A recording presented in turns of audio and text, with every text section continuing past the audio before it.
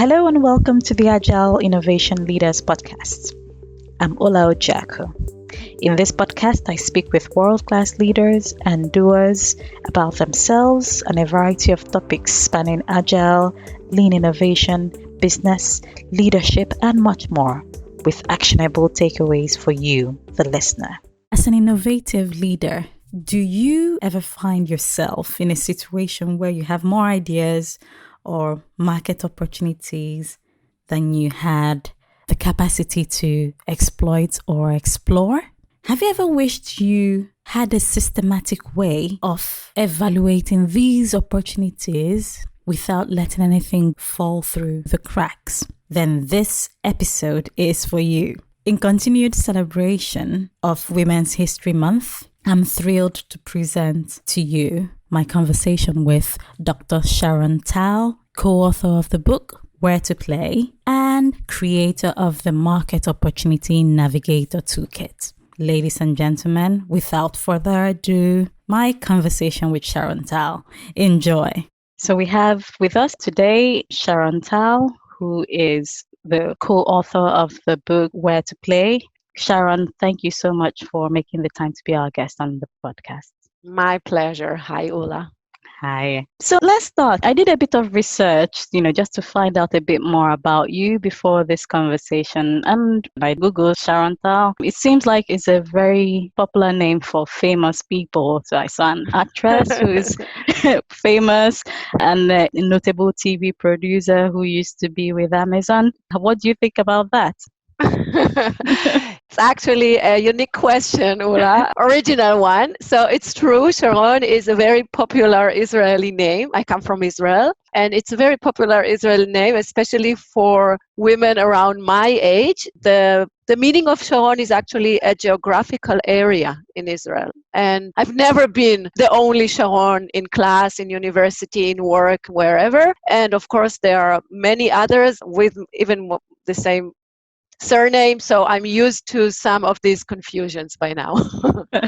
Okay. I love the name, and I remember seeing the reference to it for the first time in the Bible, the Rose of Sharon. It has a significant meaning to me as well. Thank you. You are a very accomplished person, having written the book, the significant work you did with your PhD that culminated in the co-authoring of the book Where to Play with Professor Marc Gruber. And yet, in my limited interactions with you, you come across as a very personable, down-to-earth person, very easy to communicate with. Can you tell us a bit about your journey so far? How did you get to where you are currently? Well, first, thank you for the warm words. And it's always nice to hear that others think you are well accomplished. I started my journey as a marketing manager, but at some point I wanted to go back to study a master thesis in strategic management. And I went back to where I did my first degree, which is the Technion, the Israeli Institute of Technology. And I kind of fell in love with the academic field and a great place to stay, especially when you have kids at home. So after I finished my master thesis, I stayed in the university and I co-founded the Entrepreneurship Center there. So then I was managing the Entrepreneurship Center at the Technion, and that's where I got to learn so much about the entrepreneurial journey and meet and consult with hundreds of early stage startups and entrepreneurs, especially technology entrepreneurs. And during that time, I've noticed that there is a challenge that is very common to many of them. And that was figuring out which market to pursue with their innovative idea. And given that I was coming from a marketing background, I wanted to help them find a structure for this decision. And we couldn't find a good tool. So eventually I decided to do my PhD on this topic. And we looked at hundreds of early stage startups and how they manage this trade-off, this question of where to focus and how to focus properly. I'm telling you all this because it's just a step-by-step process in my career that at the end led me to have this deep know-how and expertise in figuring out how to focus properly and find the best markets. So given all this academic and practical understanding, at the end we decided to write this book and develop this methodology, the Market Opportunity Navigator, to bring this know-how which was theoretical and practical, together to the practitioners. At the end, that's my career story. And today I work mainly with training this methodology, either in academic institutes or early stage entrepreneurs, programs for budding entrepreneurs, and also larger organizations and innovation managers. Okay, so that means you are open to like consulting or with either budding entrepreneurs or on large or small organizations. Correct. Okay. The only thing I wanna refine here is it's not exactly consulting. As far as I see it, it's more of a facilitation. So I facilitate the process with them. Okay. The difference is, as a consultant, and I used to work as a consultant in the past, you don't only ask the questions, you also bring the answers. Okay. When you facilitate a process, you help the team ask the right questions, but they bring the answers to the table. And then you help them digest and make the right decisions out of that. So that's what I mainly do today, I think, facilitation rather than consulting. I like the way you've differentiated the term consultant and you've emphasized that you're more of a facilitator. That gives me the impression that it's more about you drawing out the information or the answers that they already know that's within them, because they know their context better than you ever could, having been Correct. there. Yeah, but you're helping them to draw up the answers and helping them to use the tool adequately in their context. Correct. Okay, Correct. Thanks for the clarification, Sharon. What would you consider as the main challenge you've experienced in your career or personally? Yeah. Okay, so let me divide this into two. So professionally and personally. Yes. From a professional perspective, I think the most challenging part was to bridge the gap between academia and the practical world. In a way, I was blessed to have prior experience in both. And when we started to write the book, we also thought it's going to be quite easy to find a way to bridge this gap, but it took us much longer than we expected, because it's very challenging to find the middle ground between being thorough enough and simple enough. And that's the challenge of combining theories and bringing them to, in a very simple, appealing way to practitioners. Yeah. So from professional perspective, I think that's the main challenge. From personal perspective, but that's not only me, I'm sure that's many women in general, I think the main challenge always has been to balance life and a career, especially having 3 kids at home and finding the way to be both a good professional and a good mother and wife. So that's always the thing for me. And almost every decision that I've made in my career was somehow made having this challenge in mind. I totally empathize. I mean, you're a little bit ahead of me because I have a 9-year-old and a 7-year-old, and you know, they will grow. They will, and they are. I mean, things are much better than when they were in diapers, certainly. Sure. But I've found myself having to make decisions professionally that take into consideration how it's going to affect them, especially at their age. Yes, so it's I've made sacrifices and compromises. Now do it all over again. So would I. So would I. Yeah. So I am proud of my sacrifices. I think they were right. So I would do it all over again. They're not always young, like you said, and that gives me hope. They'll grow up and give us freer times. Now, moving on to your book, Where to Play. I've already had a very good chat with your co-author, Professor Marc Gruber, and he gave us an overview of the work you've done and what the Market Opportunity Navigator is all about. For the audience members who are yet to listen to this, and just as a recap, can you give us a recap of what this is, please? Sure. So the book, Where to Play, presents a structured methodology or framework, if you want, that is called the Market Opportunity Navigator. This process helps entrepreneurs and business managers to find or discover the best market opportunities for their innovation. Think about almost any technological innovation or idea that you have, or even existing business line of a company. They can always apply it to create different offerings or address the needs of different types of customers. So the process helps you with 3 steps. First, it's about identifying, discovering different market opportunities for this innovation. What type of applications can stem from your core abilities and who may need it? And any combination of application and customer is a market opportunity for your company. The second step is the evaluation step. So you need to be able to comprehensively assess the attractiveness of these different directions or different opportunities, either if you're an early stage startup or if you're looking for the growth engines for your venture, for your company.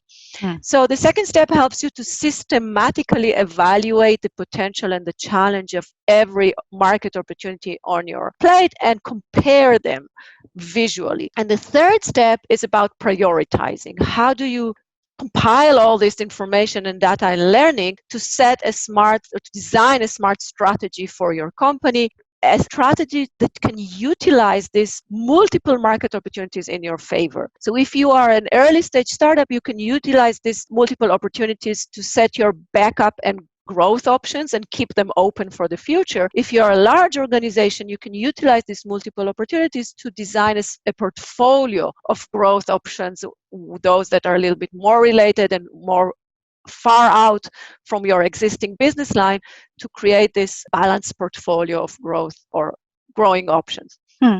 Just to summarize this 3-step process, and very structured because every step has a dedicated worksheet to help you go through this decision making. So it's very easy, in a way, very easy to apply either as a sole manager, but also in a team. Because probably one of the main benefits is that it creates a shared language or a communication tool. You can now walk through this strategic design or strategic process in a very systematic way, involving different people or employees or stakeholders.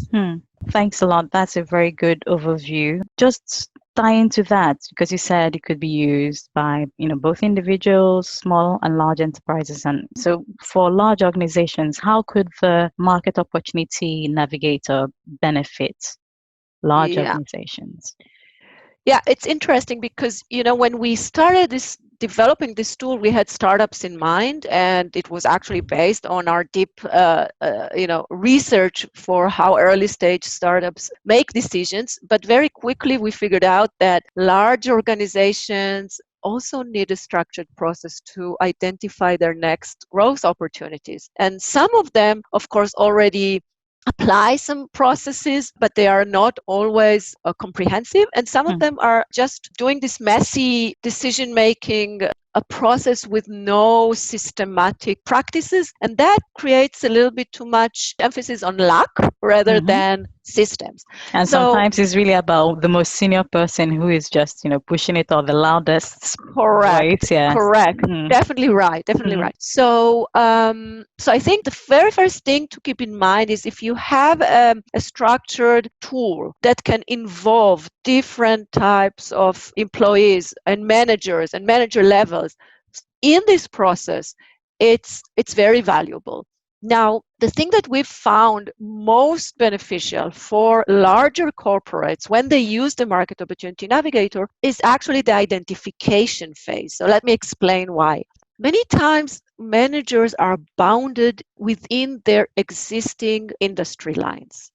And today, we know from different books and different studies, including a very good one by Rita McGrath, that industry lines are quickly blurring and competitive advantage is very temporary, and therefore organizations need to find and identify opportunities not necessarily within their existing industries. So they actually need to learn how to break out from existing industries and think wider.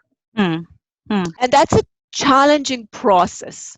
So the first step of the Market Opportunity Navigator helps you to first characterize your core strengths or core abilities in their own right, and then think how you can combine or recombine them in different ways to create completely different offerings for completely different market segments or market opportunities.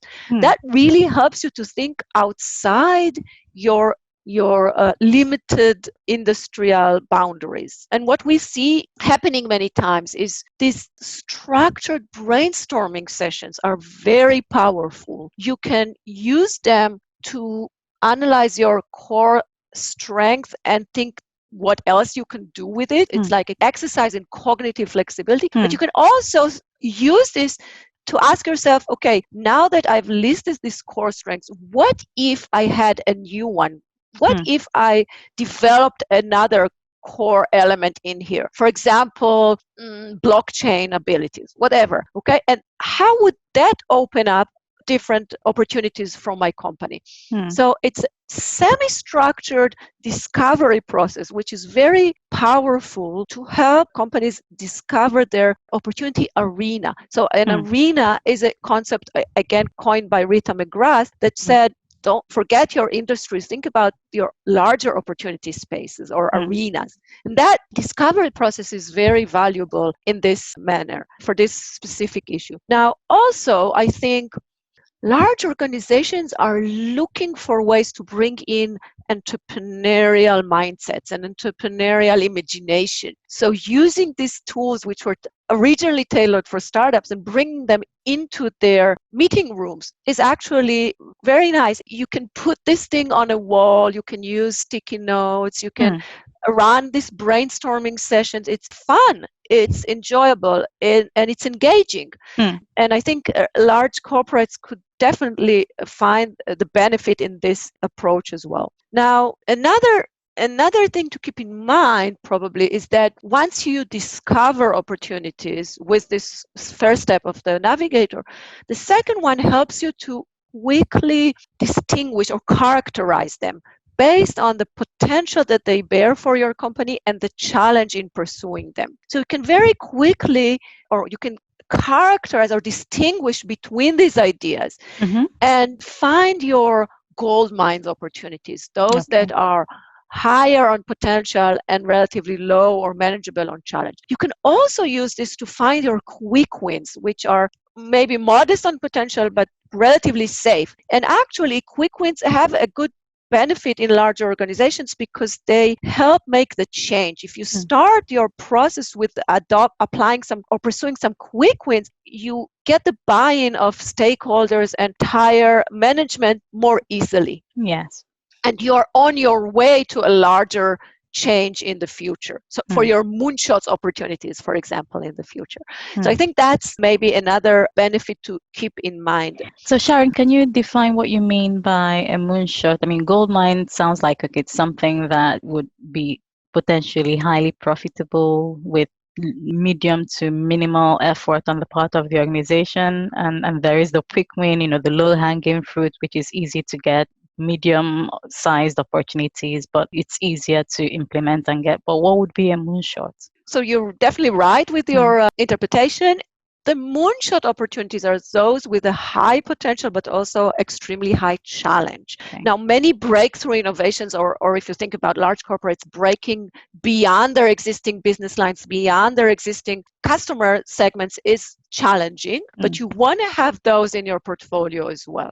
Okay. Right? So that's when we talk about the attractiveness of different opportunities. We categorize them based on these two dimensions, potential and challenge, and moonshot is one of these quadrants in our matrix. Okay. You mentioned Rita McGrath's book. Were you referring to The Competitive Advantage, or is there any other book?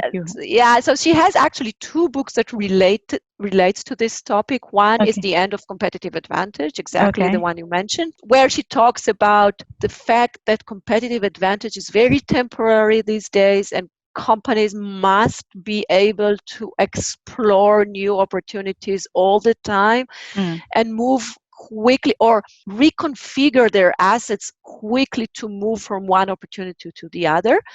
And the Market Opportunity Navigator helps you to do just that. How do you leverage your existing abilities and core strengths to completely new opportunities? The other book that was recently published is Seeing Around Corners, where she provides some more guidelines on how to identify when disruption is coming into your industry, and then you need to quickly figure out what to do with that.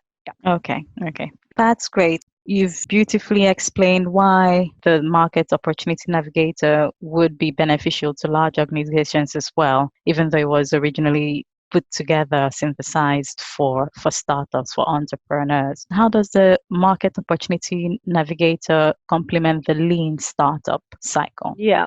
Yes, that's actually a great question, because when we designed it, we didn't want to invent, the wheel. We wanted to join the lean startup movement, but we felt that the tools of the lean startup, customer development process, the business model canvas, the agile development, all of these tools are very good to quickly find your product market fit within a market domain, or pivot quickly if you find out it's the wrong one. But what they don't tell you is where to actually start digging in, where to actually start your customer development process. And that's where the Market Opportunity Navigator comes in. And there was recently a blog published by Steve Blank, the father of Lean Startup, where he actually talks about the key addition of the Market Opportunity Navigator into the Lean tool set. And the idea is that the Market Opportunity Navigator helps you to figure out where to play, find out different market domains where you can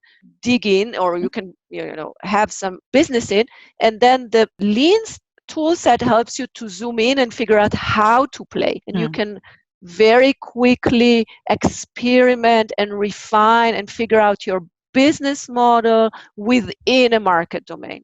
So it's the wide lens perspective to help you define the boundaries for your lean experimentation. Now, one thing to keep in mind, that at the end of the day, this is a very iterative process, right? You zoom in and zoom out. Yeah. So you can do this wide lens analysis, figure out the domain, zoom in with the lean experimentation, use these great lean startup tools, learn and go up and reflect again on what you have learned with this wider reflection tool, which is the Market Opportunity Navigator. So definitely complements these great tools. And the title, interestingly, the title that Steve Blank gave to this post is Stop Playing Target Market Roulette. So use this systematic process to define the boundaries of your lean experimentation. Steve Blank actually mentioned your book as well when I interviewed him. He had high praises for it in terms of how it helped with structuring, at least giving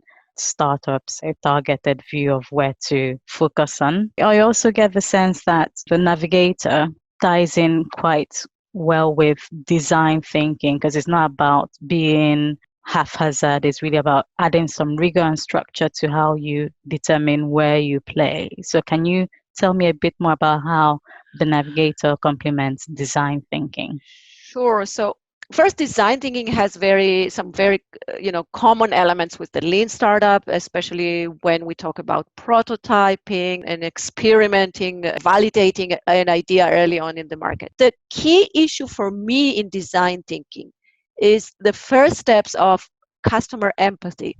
So identifying new opportunities by putting yourself in the shoes of different customer segments. Now, I think this is actually a great methodology to discover new opportunities for your company.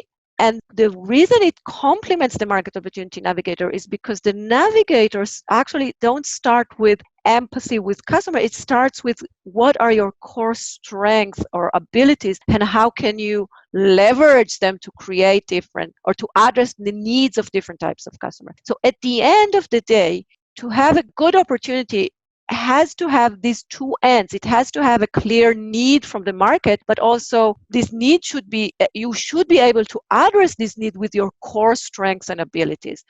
So the discovery process can begin with putting yourselves in the shoes of different types of customer, like design thinking, but it could also begin with figuring out what's your core abilities or technological elements and how you can reconfigure them differently. At the end, you will need to tie both ends anyway together to have an opportunity. My main way of looking at this is that there are different perspectives for identifying new market opportunities for the company, and both are excellent. And then you create this multiple set of opportunities, and you move forward to evaluating and prioritizing them.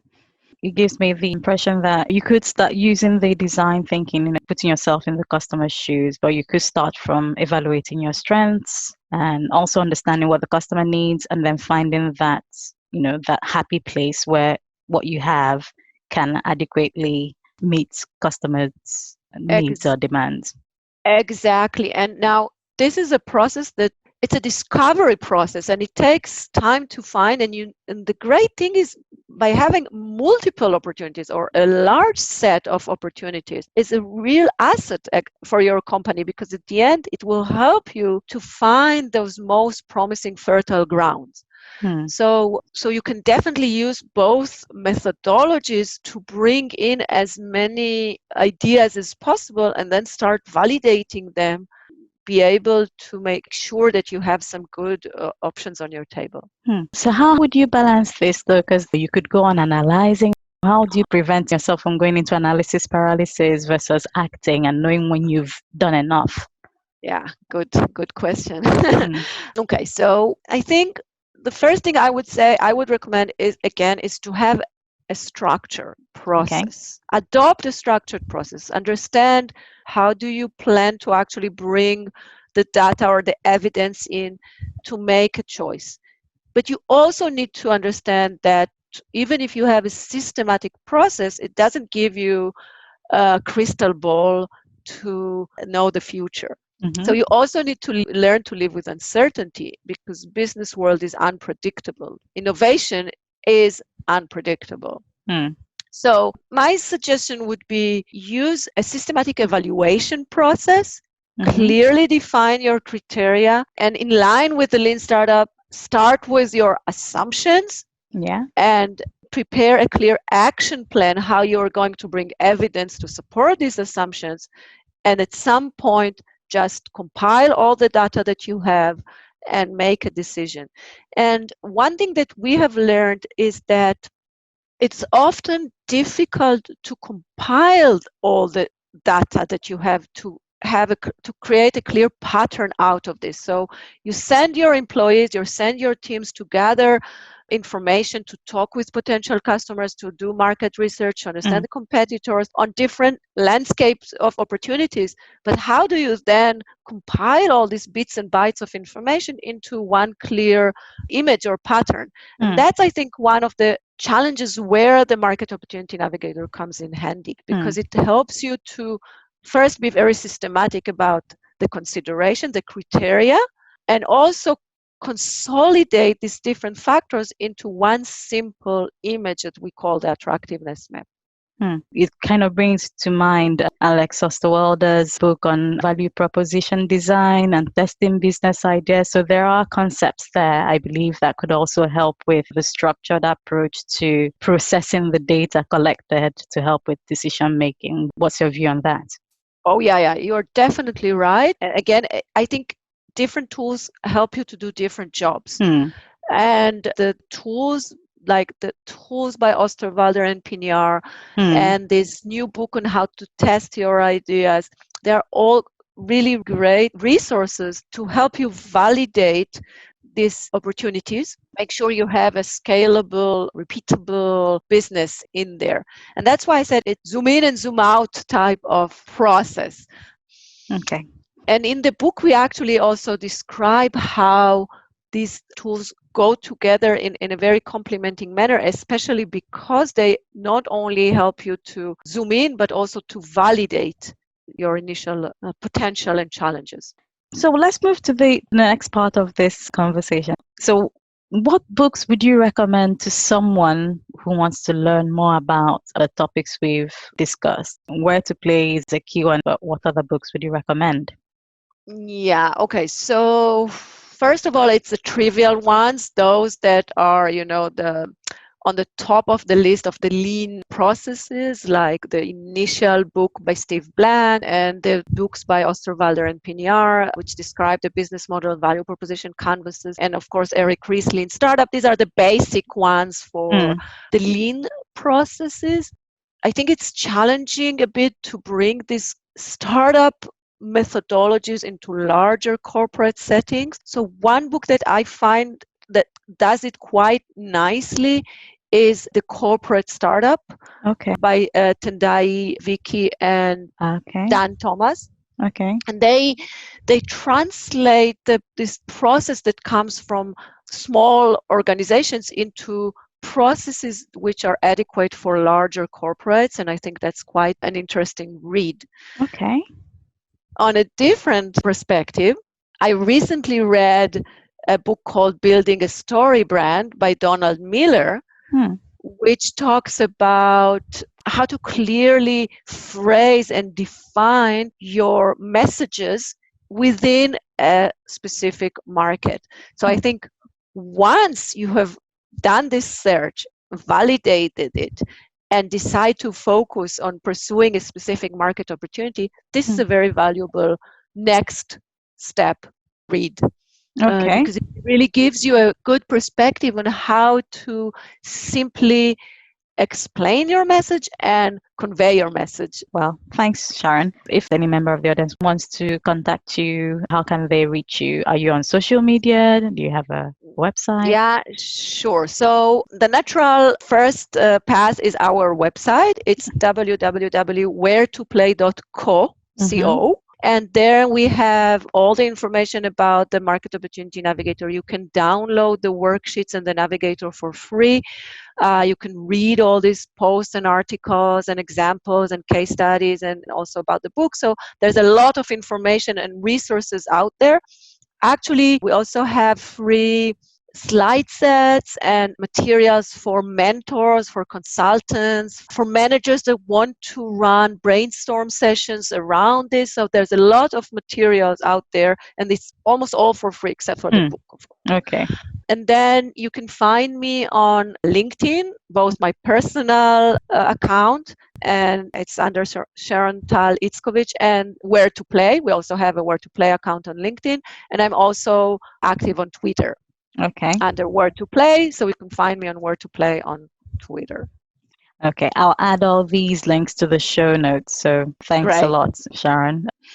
So any final advice to the audience based on what we've discussed so far for someone or an organization starting off in their lean innovation journey? What would be your advice? Oh, wow. Maybe the one key thing to keep in mind is that it's a continuous work. It's a continuous process. Innovation and exploration never ends, actually, and it doesn't matter if you're a startup or a large corporate. And given that it's a continuous effort, you need to make it a habit and you need to make it iterative. And I think the more you're able to put systems and structured processes inside this, the easier it gets to make it iterative and to make it a habit. That's my advice. That's a great advice. So innovation and exploration never ends. Make it a habit, make it iterative. Yes, that's great. Oh, fantastic. Thank you so much once more, Dr. Sharon, for making the time for this chat. It's been a great pleasure having you. Thank you very much, Ulla, for hosting me, and it was my pleasure as well. That's all we have for now. Thanks for listening. If you like this show, do subscribe at www.agileinnovationleaders.com. That's agileinnovationleaders.com. or your favorite podcast provider. Also share with friends and do leave a review on iTunes. This would help others find this show. I'd also love to hear from you, so please drop me an email at ola@agileinnovationleaders.com. Take care and God bless.